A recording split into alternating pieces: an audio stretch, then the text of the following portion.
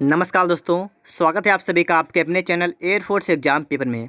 दोस्तों, इस वीडियो में हम लोग एयरफोर्स एक्सपायर ग्रुप के लिए जीके जीएस के इम्पॉर्टेंट क्वेश्चन को सॉल्व करेंगे। यहाँ पर दोस्तों ये सभी प्रश्न प्रीवियस ईयर के प्रश्न वो आपके लिए बहुत इंपॉर्टेंट, ठीक है दोस्तों। मैंने इस वीडियो में टॉप 20 क्वेश्चन रखे हैं जो आपके एग्जाम के लिए बहुत ही इंपॉर्टेंट हैं। इसलिए दोस्तों आप लोग वीडियो में लास्ट तक बने रहिएगा।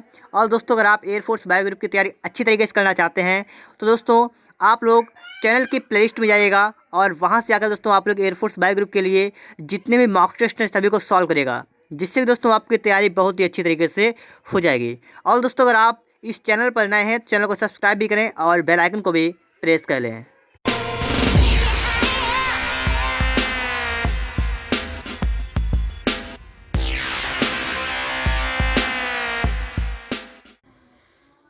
देखिए क्वेश्चन नंबर 1, रक्त के थक्के बढ़ने के लिए निम्न में से कौन से विटामिन की आवश्यकता होती है।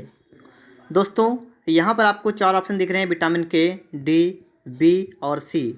तो दोस्तों यहाँ पर आपका राइट आंसर होगा ऑप्शन नंबर दोस्तों ए वाला होगा, विटामिन के, ठीक है। विटामिन के रक्त के थक्के बनने के लिए आवश्यक होती है। अब दोस्तों यहाँ पर हम बात कर लेते हैं विटामिन के का नाम क्या होता है, ठीक है। सभी कहते हैं कि नाम भी याद रखिएगा आप लोग, तो आप नाम याद कर लीजिएगा। अगर चाहो तो आप कॉपी पर नोट कर सकते हैं। तो दोस्तों विटामिन के का नाम क्या होता है, नेफ्थोक्विनोन, ठीक है, नेफ्थोक्विनोन। इसके बाद दोस्तों बात करेंगे विटामिन डी। विटामिन डी का नाम क्या होता है, डी का नाम होता है कैल्सीफेरॉल, ठीक है, कैल्सीफेरॉल। अब बात करेंगे विटामिन बी। विटामिन बी का क्या नाम होता है, थायमीन, ठीक है। विटामिन बी का नाम क्या होता है, थायमीन। विटामिन सी की बात कर लेते हैं, तो विटामिन सी का नाम क्या होता है, एस्कॉर्बिक एसिड, ठीक है, एस्कॉर्बिक एसिड। तो दोस्तों यहाँ पर मैंने लगभग आपको 5 क्वेश्चन आपको बताए हैं, ठीक है, सभी के नाम बता दिए हैं और यहाँ पर जो आपका क्वेश्चन था इसका आंसर बता दिया है। उम्मीद करता हूँ आपको क्वेश्चन नंबर 1 अच्छी तरीके से समझ में आ गया होगा। अब चलते हैं दोस्तों क्वेश्चन नंबर 2 पर। देखिए दोस्तों क्वेश्चन नंबर 2 आपके सामने यहाँ पर आ चुका है, इसे पढ़िएगा फटाफट से। क्वेश्चन नंबर 2 दोस्तों है आपका, कौन सा विटामिन राइबोफ्लेविन कहलाता है। क्या कहलाता है, राइबोफ्लेविन। कौन सा विटामिन कहलाता है। दोस्तों यहाँ पर भी आपको 4 ऑप्शन दिख रहे हैं और यहाँ पर होगा विटामिन B2, ठीक है। विटामिन B2 का नाम क्या होता है, राइबोफ्लेविन, ठीक है। अब दोस्तों यहाँ पर बात कर लेते हैं विटामिन B1 का नाम क्या होता है। तो विटामिन B1 का नाम होता है थायमीन, ठीक है, थायमीन होता है। इसके बाद दोस्तों बात करेंगे B12 की। विटामिन B12 का नाम क्या होता है, तो इसका नाम होता है साइनोकोबाल्बिन, ठीक है, साइनोकोबाल्बिन। और दोस्तों विटामिन सी को हम बता चुके थे, भी इसका नाम क्या होता है, एस्कॉर्बिक एसिड। इसके साथ ही दोस्तों आपको 2 इंपॉर्टेंट क्वेश्चन मैं और बताऊंगा अभी आपको यहाँ पर, ठीक है, कि विटामिन बी और सी याद करिएगा। विटामिन बी और सी ये क्या होती हैं, ये जल में घुलनशील होती हैं, ठीक है, जल में घुलनशील। और ए डी और के, ए डी के ये क्या होती हैं, ये होती हैं वसा में घुलनशील, ठीक है। तो इन्हें भी याद कर लीजिएगा। बी और सी होती हैं जल में घुलनशील और बकाया जो बची हुई हैं वो क्या होती हैं, वसा में घुलनशील, ठीक है। इसके बाद दोस्तों हम चलते हैं क्वेश्चन नंबर 3 पर। यहाँ पर दोस्तों आप देखिएगा, यहाँ पर आपने देखा है कि मानव रक्त का पीएच मान कितना होता है। तो आपसे पूछा गया है कि रक्त का पीएच मान कितना होता है, तो 7.5 से 8 के बीच में होता है। तो ऑप्शन ए वाला यहाँ पर करेक्ट आंसर होगा, ठीक है, 7.5 से 8 के मध्य में होता है। अब दोस्तों यहाँ पर भी आप एक अच्छी तरीके से बात याद करिएगा, जिस विलेन का पीएच मान 7 होता है वह कैसा होता है, वह होता है उदासीन, ठीक है, उदासीन होगा 7 वाला। अगर 7 से ज़्यादा है तो होगा क्षारीय, अगर 7 से कम है तो होगा अम्लीय। तो यहाँ पर आप बताइएगा कि मानव रक्त जो है इसका पीएच मान है 7.5 से 8, तो ये कैसा होगा, ठीक है, अम्लीय होगा या क्षारीय होगा या उदासीन होगा। इसका जवाब आप लोग हमें कमेंट बॉक्स में दें। इसके बाद में चलते हैं हम लोग क्वेश्चन नंबर 4 पर, ठीक है। नंबर 4 पर दोस्तों हम लोग यहाँ पर आ चुके हैं। यहाँ पर आपके लिए क्वेश्चन क्या है, रेल मंत्री की नियुक्ति कौन करता है। दोस्तों यहाँ पर आपको 4 ऑप्शन दिख रहे हैं और इनमें से आपका करेक्ट हो जाएगा ऑप्शन नंबर ए वाला, ठीक है। रेल मंत्री की नियुक्ति कौन करता है, राष्ट्रपति करता है। अब दोस्तों अगर मान लीजिए आपसे पूछा जाए कि वर्तमान रेल मंत्री कौन है, ठीक है, वर्तमान में मतलब इस समय रेल मंत्री कौन है, तो इस समय रेल मंत्री कौन है, पीयूष गोयल, ठीक है, याद रखिएगा आप लोग नाम, पीयूष और क्या नाम है, गोयल। अच्छी तरीके से दोस्तों आप इनका नाम याद कर लीजिएगा, ठीक है। इसके बाद दोस्तों हम लोग देखेंगे क्वेश्चन नंबर 5। दोस्तों वीडियो में लास्ट तक बने रहेगा, जिससे दोस्तों आपके सभी इंपॉर्टेंट प्रश्न जो है वो क्लियर हो जाए। यहाँ पर आपके यहाँ पर दोस्तों आपसे पूछा गया है, भारत में 1 जुलाई को कौन सा दिवस मनाया जाता है। 1 जुलाई पूछा गया है, ठीक है, 1 जुलाई को कौन सा दिवस मनाते हैं। दोस्तों यहाँ पर आपको 4 ऑप्शन दिख रहे हैं, जिसमें दोस्तों अगर बात करें, लिखा है पहला वाला राष्ट्रीय वैज्ञानिक दिवस। वैज्ञानिक दिवस कब मनाते हैं? 28 फरवरी को, ठीक है, 28 फरवरी को मनाते हैं। डॉक्टर्स दिवस कब मनाते हैं? 1 जुलाई को मनाते हैं। आगे देखेंगे पर्यावरण दिवस कब मनाते हैं? 5 जून को मनाते हैं पर्यावरण दिवस। और विज्ञान दिवस ये वाला है, ये भी है 28 और क्या है फरवरी, ठीक है। आपसे पूछा गया था 1 जुलाई, तो आपका होगा राष्ट्रीय डॉक्टर्स दिवस, ठीक है। याद कर लीजिए अच्छी तरीके से। और मैंने दोस्तों आपको यहाँ पर 3 प्रश्न और बता दिए हैं, आप इन्हें भी अच्छी तरीके से याद कर लीजिएगा, ठीक है। देखिए इसके बाद दोस्तों next question, question number 6 number दोस्तों यहाँ पर आ चुका है। पूछा गया है मानव शरीर कोशिका में ऑटोसोम की संख्या कितनी होती है? ऑटोसोम की संख्या आपसे पूछी गई है, तो कितनी होती है? ये होती है 22 जोड़े, ठीक है, 22 जोड़े होते हैं इसके। तो 22 जोड़े का मतलब कितने हुए? 44। आपसे पूछा गया संख्या, तो संख्या कितनी होगी? 44 होगी। अगर दोस्तों यही आपसे कहा जाता है गुणसूत्र कितने होते हैं, तो गुणसूत्र कितने होते हैं? 46, ठीक है, या 23 जोड़ी कह दें, ठीक है, चाहे 23 जोड़ी कह दिए चाहे कह दिए 46, बात वही है, ठीक है। तो यहाँ पर आप याद रखिएगा, अगर ऑटोसोम्स की बात की जाएगी तो होंगे 44 और गुणसूत्र कितने होंगे? 46। आगे देखिए क्वेश्चन नंबर 7, अर्थशास्त्र का पिता किसे कहा जाता है? यहाँ पर आप देखिएगा इसका राइट आंसर कौन सा होगा? एडम स्मिथ, ठीक है। ऑप्शन नंबर जो है सी वाला यहाँ पर राइट होगा, एडम स्मिथ यहाँ पर करेक्ट यहाँ पर हो जाएगा। और दोस्तों एक बात और याद कर लीजिएगा, इनका जन्म कब हुआ था, ठीक है, ये भी इंपॉर्टेंट प्रश्न है कि इनका जन्म कब हुआ था। तो इनका जन्म दोस्तों कब हुआ था? 5 जून 1723 को, ठीक है, 1723 को इनका जन्म हुआ था। किसका? एडम स्मिथ का जन्म कब हुआ था? 5 जून 1723 को हुआ था। और अर्थशास्त्र का पिता किसे कहते हैं? एडम स्मिथ को। आगे देखिए क्वेश्चन नंबर 8 को देखिएगा। 8 में दोस्तों है कि स्वेजन नहर का निर्माण किया गया था, कब किया गया था? किसका? स्वेजन नहर का निर्माण कब किया गया था? तो कब किया गया था? 1869 में, ठीक है, 1869, ठीक है, 1869 ईस्वी में स्वेजन नहर का निर्माण किया गया था। अब दोस्तों आपने दूसरी नहर पर और पढ़ी होगी, एक नहर का नाम है स्वेज नहर, आपने इसका भी नाम सुना होगा, ठीक है। तो इसका निर्माण कब शुरू हुआ था? इसका निर्माण हुआ था 1858 में, ठीक है, इन्हें यहाँ पर याद रखिएगा। स्वेजन की बात की जाएगी तो कब हुआ था? 1869 में। और अगर इसकी बात की जाएगी तो स्वेज नहर की तो कब हुआ था? 1858 में, ठीक है। और इसका जो है निर्माण किसने शुरू किया था? स्वेज नहर का। इसका निर्माण किस शुरू किया था? तो इसका निर्माण शुरू किया था फ्रांस के वैज्ञानिक थे। फ्रांस के वैज्ञानिक कौन थे? फर्डिनेंड, ठीक है, फर्डिनेंड, नाम याद कर लीजिएगा। क्या मैंने आपको बताया नाम दोस्तों? यहाँ पर मैंने आपको नाम बताया है फर्डिनेंड, ठीक है, अच्छी तरीके से यहाँ पर देखिएगा, ठीक है, ये नाम भी आप लोग याद कर लीजिएगा। आगे चलते हैं हम लोग क्वेश्चन नंबर 9 पर, ठीक है। 9 नंबर दोस्तों यहाँ पर आ चुका है, अब इसे पढ़िएगा अच्छी तरीके से, उसके बाद में इसका भी आंसर बताइएगा। मयूर सिंहासन पर बैठने वाला अंतिम मुगल सम्राट कौन था? आपसे पूछा गया है मयूर सिंहासन पर बैठने वाला अंतिम मुगल सम्राट कौन था? किसकी बात की गई? मयूर सिंहासन की बात की गई है दोस्तों। यहाँ पर कौन था? Mohammad Shah. Option number C वाला करेक्ट होगा, मोहम्मद शाह मयूर सिंहासन पर बैठने वाला अंतिम सम्राट था। एक क्वेश्चन यहाँ से और बनता है, मयूर सिंहासन का दूसरा नाम क्या है? तो दूसरा नाम क्या है? तख्ते ताऊस, ठीक है, ताऊस। अब आप यहाँ पर याद रखेगा, अगर मान लीजिए आपसे ये कहा जाए कि तख्ते ताऊस पर बैठने वाला अंतिम मुगल सम्राट कौन था, तो आप बताएंगे मोहम्मद शाह या मयूर सिंहासन, ठीक है। तो इसके 2 नाम हैं, अच्छी तरीके से आप लोग इसे याद कर सकते हैं। इसके बाद दोस्तों हम चलते हैं क्वेश्चन नंबर 10 पर। 10 नंबर दोस्तों यहाँ पर आ चुका है, इसे देखिएगा, पढ़िएगा इसे फटाफट से जल्दी। कह रहा है कि बेसिन की संधि अंग्रेजों ने फिर लिखा है के साथ हस्ताक्षरित की थी। तो किसके साथ हस्ताक्षरित किए थे? बेसिन की संधि किनके बीच हुई थी? तो अंग्रेज और पेशवा के बीच, ठीक है, अंग्रेज और पेशवा के बीच में हुई थी बेसिन की संधि। पहला क्वेश्चन आप यहाँ से याद करिए। दूसरा ये कि कब हुई थी? तो हुई थी दोस्तों 31 दिसंबर 1802 को, ठीक है, 31 दिसंबर 1802 को क्या हुआ था? बेसिन की संधि हुई थी 31 दिसंबर 1802 को।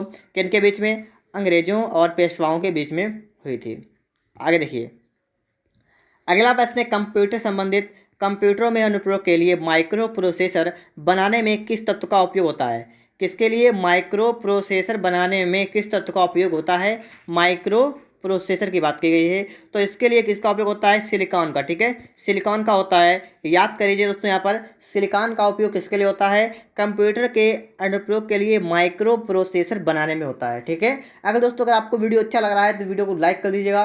और दोस्तों अगर आपको एयरफोर्स बायो ग्रुप के मॉक टेस्ट सॉल्व करने हैं दोस्तों, मैंने इस चैनल पर लगभग 250 प्लस मॉक टेस्ट पढ़ा दिए हैं। आप लोग प्ले लिस्ट में जाइएगा और वहाँ से अगर आप सभी मॉक टेस्टों को सॉल्व करेगा, जिससे दोस्तों आप लोग एयरफोर्स बायो ग्रुप में बहुत ही अच्छा स्कोर कर पाएंगे।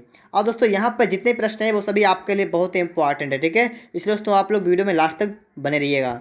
देखिए इसके बाद क्वेश्चन नंबर 12 नंबर दोस्तों है, निवेश की कैबिनेट कमेटी का चेयरमैन कौन है।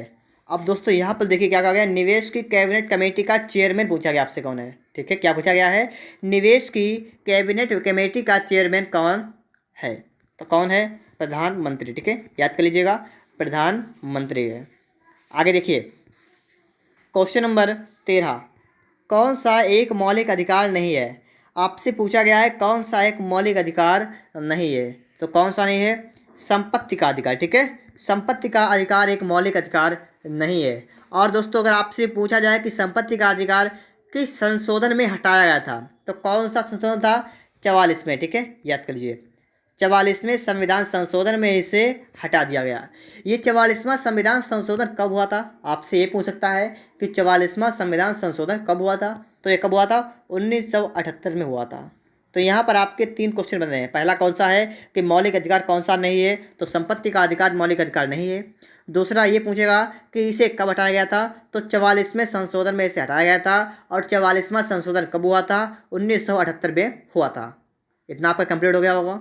अब चलिए इसके बाद नेक्स्ट क्वेश्चन पर। ठीक है, क्वेश्चन नंबर 14 दोस्तों, आप लोग एक बात और समझ लीजिएगा। ठीक है, एक इंपॉर्टेंट आपके लिए सूचना है कि दोस्तों मैंने एक न्यू चैनल बनाया है, इसका नाम है ट्रिकी नंबर 1। ठीक है, ट्रिकी नंबर 1, डिस्क्रिप्शन बॉक्स में इसका लिंक आपको दे रखा है। आप लोग फटाफट से इस चैनल को जाइएगा और फटाफट से यहाँ पर जाइएगा और सब्सक्राइब कर लीजिएगा। और यहाँ पर दोस्तों आपको मैथ, रीजनिंग, ठीक है, मैथ, रीजनिंग, जीके वगैरह सब कुछ यहाँ पर मिलेगा। ठीक है दोस्तों, तो जरूर जाइएगा वहाँ पर और आप वहाँ से अच्छा सीख सकते हैं।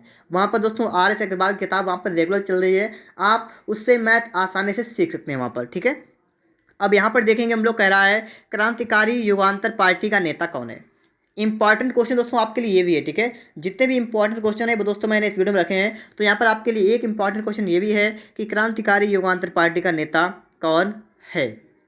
तो इसका करेक्ट आंसर दोस्तों यहाँ पर क्या हो जाएगा, ऑप्शन नंबर दोस्तों यहाँ पर दूसरा वाला। ठीक है, बी वाला यहाँ पर होगा जतेंद्र नाथ मुखर्जी। याद कर लीजिए आप लोग, क्रांतिकारी युगांतर पार्टी का नेता कौन है, जतेंद्र नाथ मुखर्जी। अब दोस्तों देखो ये तो नेता है। ठीक है, कई पार्टी के नेता तो कई होते हैं, लेकिन मान लीजिए अगर आपसे पूछा है कि इसकी स्थापना किसने की थी। ठीक है, क्या आपसे पूछा है इसकी स्थापना किसने की थी, तो स्थापना किसने की थी, प्रोफेसर राय ने। ठीक है, प्रोफेसर राय ने इसकी स्थापना की थी, ये क्रांतिकारी युगांतर पार्टी की। आगे देखिए 15 नंबर। अब दोस्तों देखिए 15 नंबर आ चुका है, ये भी है पार्टी संबंधित। इसमें दोस्तों यहाँ पर क्या लिखा हुआ है, ठीक है, इसको पढ़िएगा। गदर पार्टी का मुख्यालय कहाँ पर स्थित था। आपसे पूछा गया है गदर पार्टी का मुख्यालय कहाँ पर स्थित था, ये था सैन फ्रांसिस्को। ठीक है, सैन फ्रांसिस्को। अब मान लीजिए आपसे कहा जाए सैन फ्रांसिस्को कहाँ पर है, तो कहाँ पर है, USA में। ठीक है, यूनाइटेड स्टेट ऑफ अमेरिका में है। ठीक है, तो आप याद कर लीजिएगा कि सैन फ्रांसिस्को कहाँ पर, अमेरिका में है। अब तीसरी बात आपसे पूछा जाएगा गदर पार्टी की स्थापना कब हुई थी। ठीक है, गदर पार्टी की स्थापना कब हुई थी, 1913 में हुई थी। ठीक है, 1913 ईस्वी में इसकी स्थापना हुई थी। गदर पार्टी की स्थापना कहाँ पर हुई थी, अमेरिका में हुई थी, सैन फ्रांसिस्को जगह पर, 1913 में। ठीक है, कंप्लीट हो गया होगा क्वेश्चन आपके लिए। अब देखिए दोस्तों यहाँ पर आपके लिए दोस्तों आ चुका है क्वेश्चन नंबर 16 में दोस्तों कहा गया है कैरोटीन पाया जाता है, कैरोटीन पाया जाता है। तो दोस्तों कैरोटीन किस में पाया जाता है, आपसे यहाँ पूछा गया है। तो किस में पाया जाता है, गाजर में पाया जाता है। ठीक है, गाजर में, गाजर में पाया जाता है। अब बात कर लेते हैं कितने ग्राम में कितना पाया जाता है। दोस्तों गाजर 156 ग्राम, 156 ग्राम में पाया जाता है। तो कितना, 8.3 मिलीग्राम। याद कर लीजिएगा, 156 ग्राम में 8.3 मिलीग्राम पाया जाता है कैरोटीन किसमें, गाजर में। आगे देखिए 17 नंबर दोस्तों यहाँ पर देखिएगा फटाफट से, जूल किसकी SI इकाई है। आपसे पूछा गया है जूल, तो जूल किसकी इकाई है, कार्य या ऊर्जा की। ठीक है, ऑप्शन ए वाला यहाँ पर करेक्ट होगा, कार्य या ऊर्जा की इकाई है। अब दोस्तों यहाँ पर दूसरा है शक्ति। शक्ति की इकाई क्या है, शक्ति की होती है वाट। ठीक है, वाट। इसके बाद दोस्तों है वेग। वेग क्या होता है, मीटर प्रति सेकेंड। ठीक है, तो मैंने दोस्तों आपको तीनों बता दिए। कार्य का मात्रक क्या होता है, जूल, शक्ति का मात्रक होता है वाट, वेग का मात्रक होता है मीटर प्रति सेकेंड। आगे देखिएगा दोस्तों, क्वेश्चन नंबर 18 को देखिएगा दोस्तों यहाँ पर। ठीक है, कौन सा रोग विषाणु के द्वारा होता है, कौन सा रोग विषाणु के द्वारा होता है, कौन सा होता है, इन्फ्लुएंजा अथवा बुखार। ठीक है, इन्फ्लुएंजा या बुखार किसका होता है, विषाणु के द्वारा। अब दोस्तों यहाँ लिखा है नंबर 1 में लिखा है हैजा। हैजा किससे होता है, हैजा किससे होता है, बैक्टीरिया से। ठीक है, बैक्टीरिया से होता है हैजा। ठीक है, किससे होता है, बैक्टीरिया से होता है हैजा। निमोनिया की बात करें, ये भी होता है बैक्टीरिया से। ठीक है, ये किससे होता है, बैक्टीरिया से होता है। मलेरिया किससे होता है, मलेरिया होता है मच्छर के काटने से। ठीक है, ये किससे होता है, ये मच्छर के काटने से होता है। तो मैंने आपको सभी बता दिए यहाँ पर हैं। अब देखिए इसके बाद में क्वेश्चन नंबर 19। देखिए दोस्तों 19 नंबर आ चुका है, दुधवा राष्ट्रीय उद्यान कहाँ पर स्थित है। दुधवा राष्ट्रीय उद्यान कहाँ पर है, उत्तर प्रदेश में। ठीक है, इंपॉर्टेंट प्रश्न आपके लिए था। इस वीडियो में इंपॉर्टेंट प्रश्न सभी रखे गए आपके लिए, तो इंपॉर्टेंट था आपके लिए कि दुधवा राष्ट्रीय उद्यान कहाँ पर है, उत्तर प्रदेश में है। और दोस्तों इसके बाद आपके लिए लास्ट क्वेश्चन यहाँ पर आ चुका है, हमारे देश के अनुच्छेद, ठीक है, हमारे देश के मतलब संविधान के अनुच्छेद 25 से 28 तक किससे संबंधित है। अनुच्छेद किससे 25 से 28 तक की बात की गई है, ये किससे संबंधित है, धर्म की स्वतंत्रता से। ठीक है, धर्म की स्वतंत्रता से संबंधित है। दोस्तों इस प्रकार से आपके 20 क्वेश्चन थे इंपॉर्टेंट मैंने आपको इस वीडियो में बता दी हैं। अगर आपको ये वीडियो अच्छा लगा है तो वीडियो को लाइक कर दीजिएगा। और दोस्तों अगर आप इस चैनल पर पहली बार आए हैं तो चैनल को सब्सक्राइब भी करें और बेल आइकन को भी प्रेस कर लें।